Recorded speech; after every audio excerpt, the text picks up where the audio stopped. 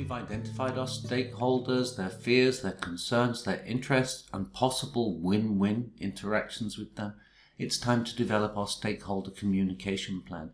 Now, this is how we're going to keep our stakeholders informed with the right kind of information at the right frequency, with using the right medium.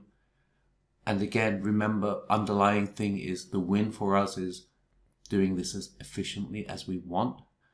What information do they need? Firstly, that's the first thing to think about. What do they need to know in order to be positive, supportive, or at least, in the case of negative stakeholders, neutral? How often do we need to keep them updated? Some will need it more frequently than others. And whose job is it?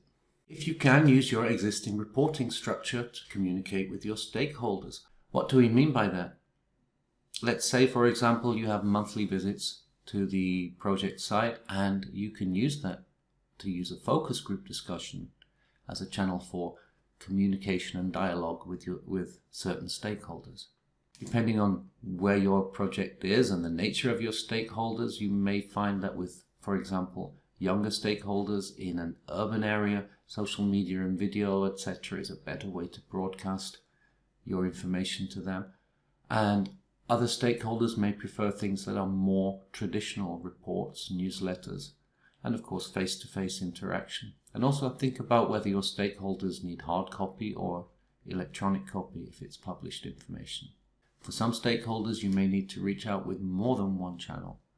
For example, if we're working in public health, we may be using posters and leaflets in the health clinic.